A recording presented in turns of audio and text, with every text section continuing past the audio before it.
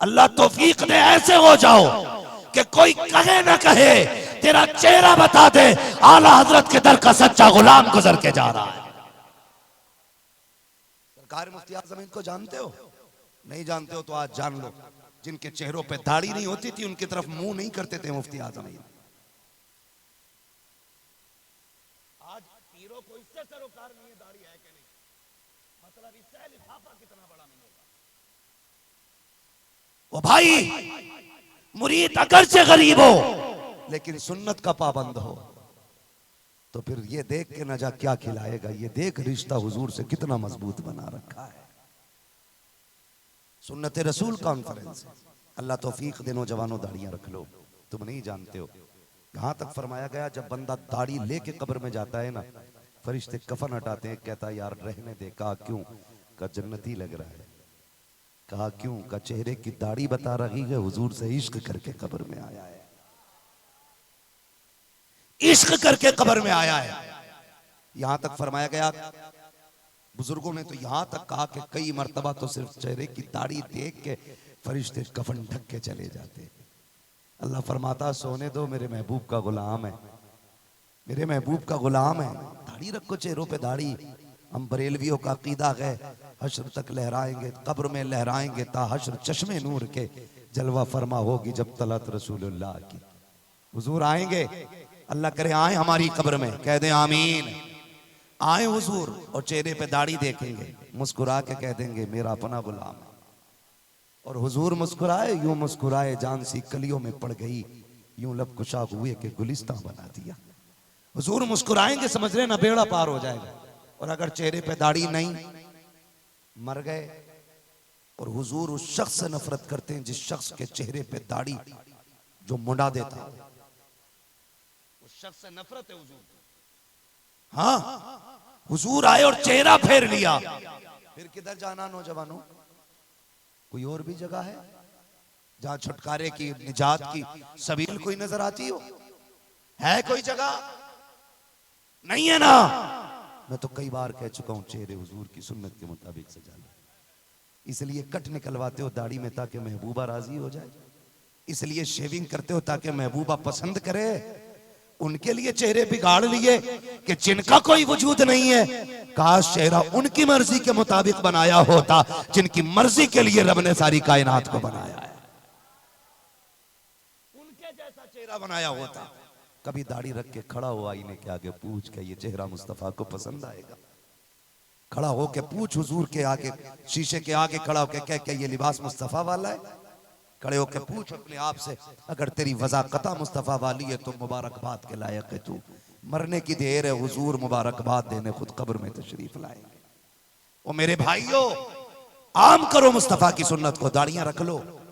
हादसे हो रहे हैं कि नहीं होते हैं? आपसे एक्सीडेंट इतने खतरनाक होते हैं हजरत, इतने माइक थोड़ा गला दबा रहा, इतने खतरनाक हादसे होते हैं कि पहचान तक मिट जाती है, पहचान मिट जाती है। कई लोगों के कपड़े उतार के पता चलता है कि ये मुस्लिम है कि गैर मुस्लिम है। मैं कहता हूं चेहरे पे दाढ़ी रख लो, सर पे टोपियां लगा लो, हाथ से कितना भी निशान मिटा देंगे ना, दाढ़ी के बाल बता देंगे। होश में हाथ लगाना ये लवारिस नहीं है, ये वो लेटा है जिसका काबे वाला भी वारिस है, खुद मदीने वाला भी वारिस। चेहरे पे दाढ़ियां रख लो। और ये जितने कट निकल रहे हैं ना, तौबा कर लो इससे, वरना अल्लाह ऐसे अज़ाब में मुब्तला करेगा, कोई बचाने वाला नसीब नहीं होगा, कोई बचाने वाला नसीब नहीं होगा। नौजवानों, आज ले उनकी पनाह, आज मदद मांग उनसे, कल न मानेंगे क़यामत में अगर मान गया। क्या किया तुमने हुजूर के लिए?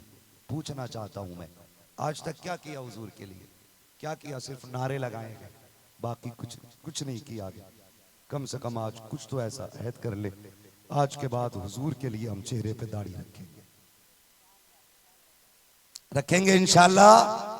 मैं हाथ नहीं उठवाऊंगा, मैं जानता हूं ये महफिल खाली नहीं होती, यहां फरिश्ते भी आते हैं। किसी ने हाथ उठाया फिर खिलाफ वर्जी कर दी तो फिर अंजाम अच्छा नहीं है। आप खाली तहिया कर लीजिए, अमल की तौफीक तो मेरा खुदा देगा। और जिस पे मुस्तफा की नजर हो जाएगी उसी के चेहरे पे दाढ़ी के बाल निकल आएंगे, उसी के चेहरे पे निकल आएंगे। रखेंगे दाढ़ी इंशाल्लाह, रखेंगे इंशाल्लाह, जोर से बोलो, रखेंगे दाढ़ी इंशाल्लाह। और एक बात और कह दो, मौतें भी हो रही है कि नहीं? इंतकाल होता है ना घर में, तो क्या करते हैं सबसे पहले? बस 2-3 मिनट की बात है, पूरी कर लो, मैंने मुकम्मल ही हो गई है, 1 घंटा होने का। हाँ, बहुत गौर से मेरी बात सुन लीजिए। ये हमारे बुजुर्ग हैं, शुरू से बैठे हुए हैं, अल्लाह इनको उम्र खिज़र अता फरमाए। बड़ी कुर्बानी।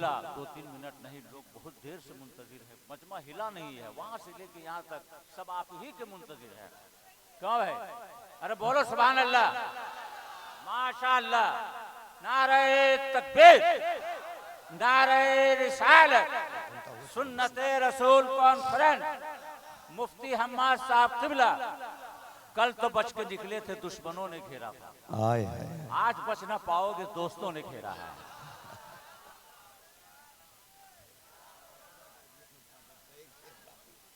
तवज्जो है आप लोगों की? मौत होती है, हम बख्शवाने की सारे लोग कोशिश करते हैं और सबकी तमन्ना रहती है कि बख्शवा दिया जाए। किसको? बाप का जनाजा है, बेटे के सामने पड़ा है, सोचता कैसे बख्शिश होगी। किसी ने कह दिया मार्केट चला जा, कुरान का हदिया कर ला, मस्जिद में ला के रख दे, अब्बा बख्शा जाएगा। सारी कौम यही करने लग गई। इतनी पेटियां, इतनी पेटियां, इतने पारे कि मुसल्ले तक पेटी आ गई, मुसल्ले तक पढ़ने वाला कोई नहीं, पेटी रखने की जगह। अगर बाप को बख्शवाना चाहते हो ना, एक छोटा सा वजीफा मैं बता दूं। बाप अगर जनाजे में लेटा है, कफन पहना दिया गया है, गुस्ल दे दिया गया है, इतना सा काम करना है, उसके पैरों में आके बैठना है, तलवे चूमना, कहना बा ऐसे नहीं जाना है, जन्नत का सर्टिफिकेट लेके जाना है, और बाप के कदम पकड़ के कहना मालिक मैं आज वादा करता हूं, आज के बाद मुस्तफा की सुन्नत नहीं मिटाऊंगा, जब तक जिंदा रखूंगा अपने बाप की खुशनसीबी और इसकी बख्शिश के लिए मैं दाढ़ी रखूंगा। खुदा की कसम, जनाजा बाद में उठेगा, बख्शिश की जमानत मदीने से पहले भेज दी जाए।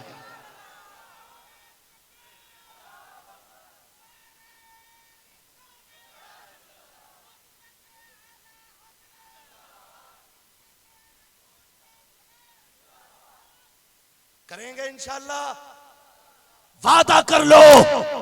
किसी के जनाजे पे खड़े होकर दाढ़ी का ऐलान कर, किसी की कब्र पे जाके दाढ़ी का ऐलान कर, खुदा की कसम आसान बख्शिश हो जाएगी, आसान हो जाएगी।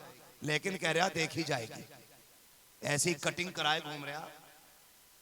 एक के तो कीड़ा बना हुआ था सिर पे, दूर से देख के लग रहा था कि बिछखापड़ लिए घूम रहा है, करीब जाके देखा तो बाल ही ऐसे थे।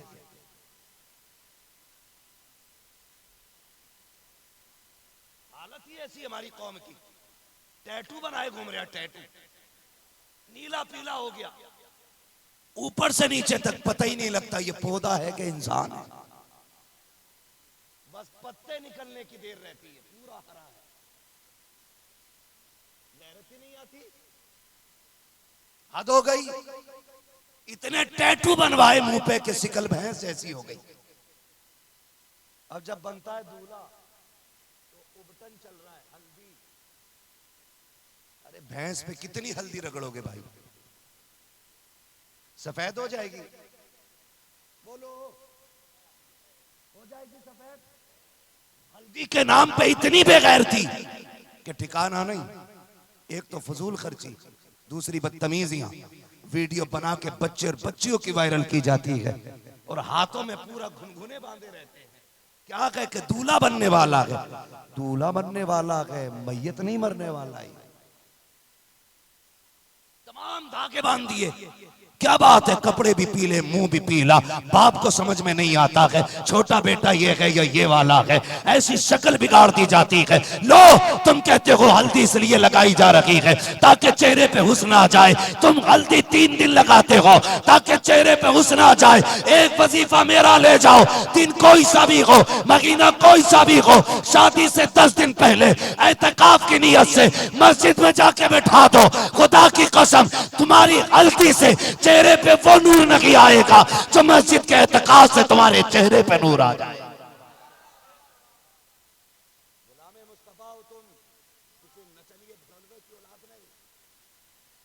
कोशिश वो करो जिससे रब भी राजी हो जाए, मुस्तफा भी राजी हो जाए।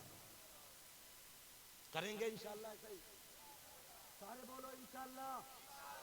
हाँ, अब्बा का इंतकाल हो, बेटे की दाढ़ी नहीं है, खड़े होके कहना मालिक तेरी रजा के लिए मैं अब बाप के जनाजे पे तौबा करता हूँ, आज के बाद दाढ़ी नहीं मुंडाऊंगा। खुदा की कसम बाप के जनाजे से ही खुशबू आनी शुरू हो जाएगी। हाँ, अगर किसी का जनाजा किसी के लिए तौबा का सबब बन जाए तो फिर उससे बड़ा खुश नसीब कौन होगा यार, उससे बड़ा खुश नसीब कौन होगा। लेकिन हम तो चलते ही भेड़ की चाल हैं, जाएंगे पेटी लेके आएंगे, रख देंगे, लिख दो मेरे अब्बा का नाम पेटी पे, खुद जाके पढ़ रहे आइए मेरे अब्बा के नाम की है। वो खुद भी पारा नहीं पढ़ता निकाल के। एक बात बताओ, अगर पारा निकाल के ना पढ़ा जाए तो सवाब होगा अब्बा को? रख के पेटी के बरकतें भेजती रहेगी। बोलो मिलेगा सवाब? तभी मिलेगा ना जब पढ़ने वाला कोई होगा। और पेटी रख के घुन गई लेकिन कोई पढ़ने वाला ही नहीं आता।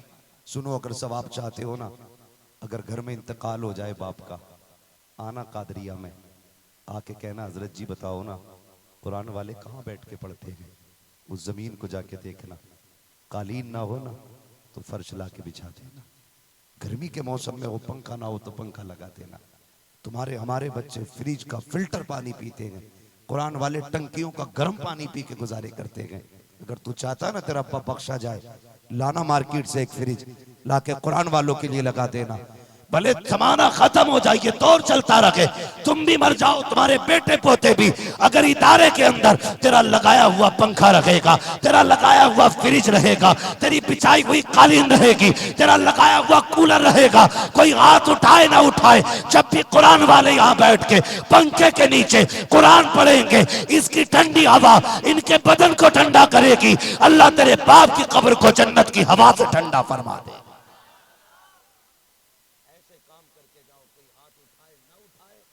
बरकतें कब्र में होती रह जाए, कब्र में बरकतें बराबर होती रहे। और ये कब होंगी? जब हम ऐसे काम करके जाएंगे कि हमारे बाद भी वो लोगों के काम आते रहेंगे। करेंगे इंशाल्लाह, आए मदरसे इंशाल्लाह। इनके लिए पानी का इंतजाम करें, इनके लिए अच्छे बैठने की जगह का इंतजाम करें, बिस्तर का इंतजाम करें, पंखों का इंतजाम करें, कूलर का इंतजाम करें। मैं तो एक मशवरा दूंगा, अगर यहाँ मतबख कैंटीन चलता है ना, तो अल्लाह ने इतनी दौलत तो दी है आखिरत की निजात के लिए ना, मैं कहता हूं कम से कम एक बंदे का खर्चा एक बंदा उठा लिया करे। एक बंदे का खर्चा साल भर का एक उठा ले। कितना बड़ा खर्चा आएगा? बहुत ज्यादा आएगा, 15,000 रुपए एक बच्चे का खर्चा। 12-13,000 में एक बच्चे का गुजारा हो जाएगा। लेकिन फायदा कितना बड़ा होगा जानते हो? हल्दी लगी ना फिटकरी, रंग चोखा आ गया। कहीं भी रहोगे एक जन्नत का सर्टिफिकेट तुम्हारे पास रहेगा। खाली 1,000 रुपए महीना बांध दो, एक बच्चा ले लो, कह दो हजरत ये कुरान वाला मेरे जिम्मे, इसके 12 महीने के 12,000 मैं दे रहा हूं, 12 महीने के 12,000 ऐसे कह के बांध के तो देख, खुदा की कसम अल्लाह एक के सदके में तेरे 7 की परवरिश का इंतजाम फरमा देगा। लोगों को आता ही नहीं है।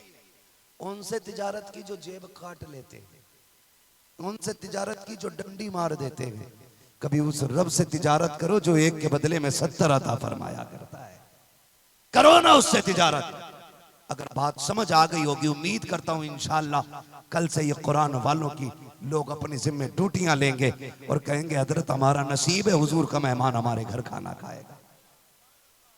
मैं एक बात अक्सर बयान करता हूँ और आज फिर कर जाऊं, हजरत का हुक्म भी है, मैं एक बात फिर बयान कर जाऊं।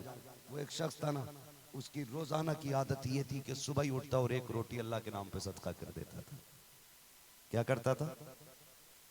बोले हैं? सदका मतलब एक रोटी अल्लाह के नाम पे किसी गरीब को दे देता था रोज। जा मैंने रब के नाम पे दिया। एक दिन सोया ना, ख्वाब में मदीने वाले महबूब आ गए, आके फरमाने लगे, मेरे गुलाम रोज रब की तो दावत करता है, अपने नबी को भूल जाया करता है। चीख निकल गई, हुजूर रब दावत समझा नहीं। फरमाया तू क्या रोज एक रोटी सदका नहीं करता है? कहा जी करता तो हूं। हुजूर ने फरमाया जब तू एक रोटी रोज सदका करता है ना रब के नाम पे, तो तुझे अल्लाह की दावत का सवाब मिला करता है। मेरी भी दावत कर दिया कर कभी। रो दिया, हुजूर कायनात आपकी है, आप दावत की बात करने, जान भी आपकी है, कहा दावत मेरी भी कर देना कभी। हुजूर कैसे हो, नहीं आपकी दावत बताएं ना, कब आ रहे हैं? फरमाने लगे मुझे बुलाने की जरूरत नहीं है, कभी तेरे घर में अच्छा खाना बन जाया करे ना, थोड़ी सी बोटियां लिया कर, थोड़ी सी रोटियां लिया कर, तेरे घर के पीछे मेरे कुरान पढ़ने वाले रहा करते हैं, जाके प्यार से उनको खिला दिया कर। फरमाया सुन, जब तू रब के नाम पे रोटी सदका करेगा तुझे रब की दावत का सवाब मिलेगा, अगर कुरान वालों को जाके खिलाएगा मोहम्मद की दावत का सवाब मिल जाएगा। अगर चाहते हो हुजूर की दावत का सवाब मिले तो इन्हें खिलाया करो, इन्हें पिलाया करो। कोई गारंटी नहीं है, कब्र पे फूल तो बड़ी बात है, मिट्टी डाल के निशान बनाने कोई नहीं आना है, कोई नहीं आना है। बहाने मिल जाते, नहीं जाते कब्रिस्तान, क्योंकि अब तो अब्बा की कब्र ही पता नहीं किधर हो गई, वो इधर उधर सरक नहीं गई, तू नहीं गई। अभी ये हाल है तो आने वाले 50 साल में क्या हाल होगा जानते हो? लाते मारेंगे बच्चे कब्रों पे, लाते ठोकरें।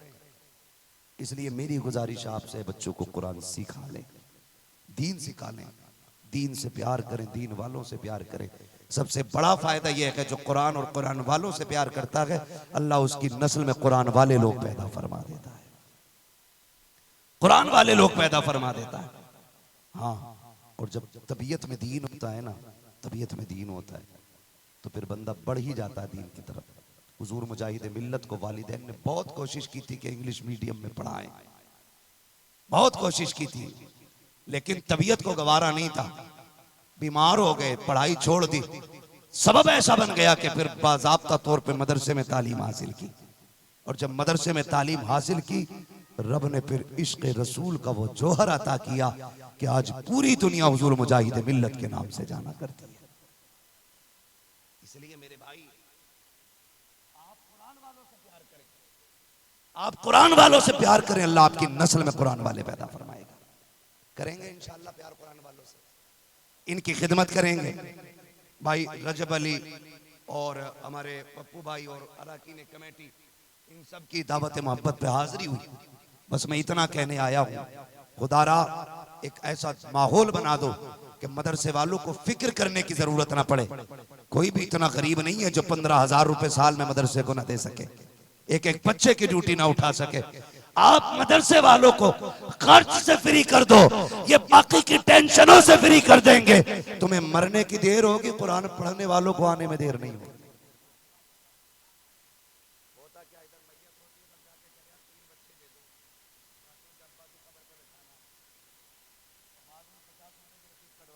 इतना सस्ता समझ रहे आप कुरान को? 50 रुपए में तेरे अब्बा की कब्र पे पढ़ा जाएगा। जायदाद ले तू और पढ़े ये। सारी जायदाद हड़पे हम, ड्यूटी इसकी है गरीब की। एक जगह जाना हुआ ना, मदरसे के बच्चे आंखें इतनी मोटी सूझ के हो गई।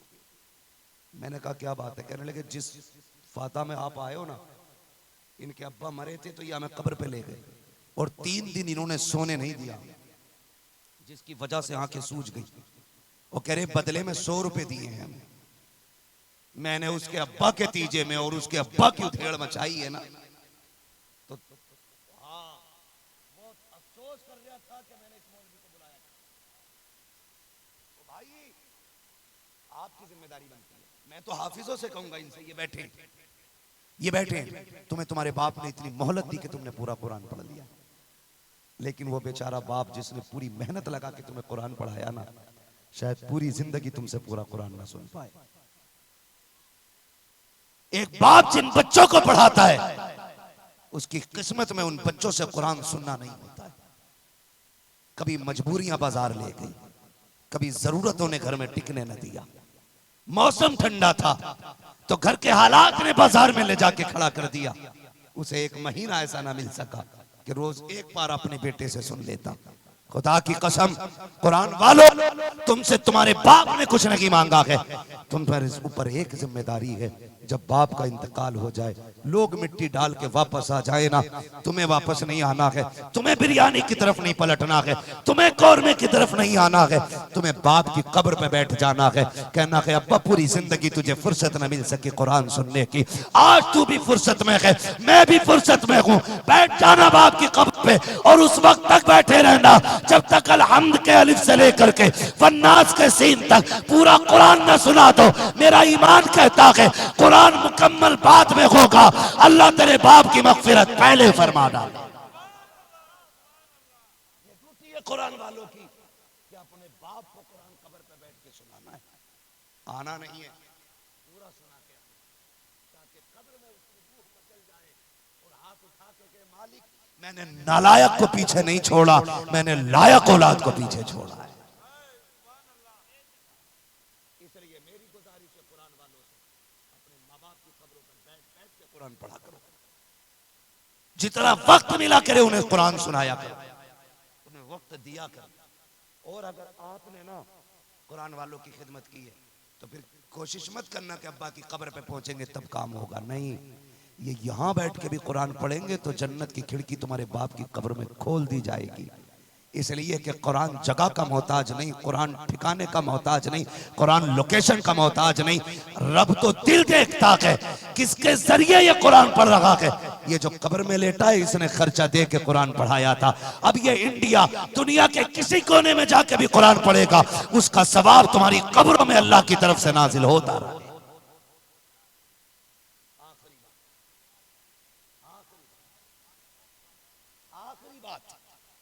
याद रखिएगा, ये जो हाफिज बने ना, ये खाली असातिज़ा की मेहनत नहीं है, खाली इनकी मेहनत नहीं है, इसमें माँ बाप की भी बड़ी कुर्बानी है।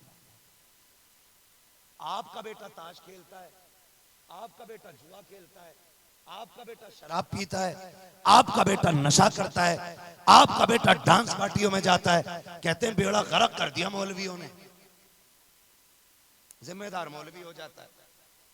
सुने मेरी बात, बुरा ना मानिएगा, मौलवियों ने किसी का बेड़ा गर्क नहीं किया। ये तो मौलवियों के कदम की बरकत है कि अभी जमीन फटी नहीं है। ये बता रहा हूं आपको, ये मौलवियों के कदम की बरकत है, जमीन नहीं फटी अब तक, वरना आसमान गिर जाना चाहिए था। जो सितम कर रहे हैं हम लोग, ये इल्म वालों की बरकत है। हमने गलती कहां की है जानते हो? सुने, जिस तरह खेती के लिए, फसल के लिए नदी, नहर, नाले, चश्मे का पानी कीमती होता है, उसी तरह औलाद के लिए माँ बाप के आंखों का पानी कीमती होता है। अगर चश्मे का पानी खेती को रास आ जाए तो फसल जगमगा जाती है। अगर माँ बाप की आंखों का पानी बच्चों को रास आ जाए तो नस्ल जगमगा जाती है। आपकी जिम्मेदारी बनती है, जब बच्चे मदरसे आए ना तो आप भी 3 बजे उठ के तहज्जुद में मुसल्ला बिछाया करो। हाथ उठा के कहो मालिक भेज दिया है मदरसे में, मेरे मालिक मेरे बच्चे को खाली ना लौटाना, खाली हाथ गया है, जन्नत का टिकट दे के भेज देना है। आपको उठ के ये दुआ करनी है। लेकिन मैं किस कौम से बात कर रहा हूं? उससे जो 2 बजे तक पबजी खेलती है, 3 बजे तक तमाशे देखती है। जो कौम 3 बजे सोती हो वो तहज्जुद में ख्वाब उठेगी। जब बाप 2 बजे सोएगा तो औलाद का बेड़ा गर्क नहीं होगा। ईशा पढ़ के जल्दी सो जाया करो, तहज्जुद में उठ के बेटों के लिए दुआएं मांगा करो। जब माँ बाप दुआएं करते हैं ना तो फिर बेटा बाबा फरीद बन जाया करता है, बाबा फरीद बन जाता है बेटा। हम समझते नहीं कितनी मुअस्सिर दुआएं माँ बाप की होती हैं, कितनी मुअस्सिर होती हैं माँ बाप की दुआएं। जानते हो इतनी मुअस्सिर होती हैं। बाबा फरीदगंज शकर रहमतुल्लाह तआला अलैह पे मुकदमा यह हुआ था कि जो इन्हें देखता है मुसलमान हो जाता है। आज तो हमारी शक्ल देख के लोग इस्लाम से बदल हो जाते हैं। दुकानदारी में सबसे बड़ी डंडी जो मार रहा है मुसलमान मार रहा है। धोखे में सबसे आगे मुसलमान है, चोरी में सबसे आगे हमें देख के लोग कहते हैं ये मुसलमान। डॉक्टर इकबाल ने बहुत पहले कहा था, यूं तो सैयद भी हो, मिर्जा भी हो, अफगान भी हो, तुम सभी कुछ हो बताओ कि मुसलमान भी हो। समझो जरा तेवर उसका। उसने कहा था तुम सभी कुछ हो बताओ कि मुसलमान भी हो। तुम हो सूरत में नसारा तो तमद्दुन में हुनूद, ये वो मुस्लिम है जिन्हें देख के शर्माए यहूद। ये डॉक्टर इकबाल ने कहा था। सुने मेरी बात बहुत गौर से, तवज्जो कीजिए। सबसे ज्यादा धोखा हम देते, चोरी सबसे ज्यादा हम करते, कम हम तोल रहे। अल्लाह माफ करे। ये कंडीशन हमारी, ये कंडीशन हमारी। मैं क्या बताना चाह रहा था आपसे अभी, भूल गए। मैंने कहा माँ बाप की दुआ बड़ी अहम होती है। बाबा फरीदगंज शक्कर पे क्या मुकदमा हुआ कि इनको जो देखता है मुसलमान हो जाता है। कोर्ट में लाया गया, चेहरे पे कपड़ा डाल के। जज ने कहा मुकदमा क्या है इस पे, जिसके चेहरे पे कपड़ा पड़ा है। वकील कहने लगा कि इस पे मुकदमा यह है कि जो इसको मुंह देखता है वो कलमा पढ़ लेता है। जज कहने लगा मैं नहीं मानता, जरा कपड़ा तो हटाओ, हम भी तो देखें। इतना कहा, वकील ने कहा जज साहब मेहरबानी करे मुंह ना देखें। यही तो झगड़ा है, यही झगड़ा, इसे कैद में डाल दें। जज कहने लगा ऐसे कैसे हो सकता है, किसी का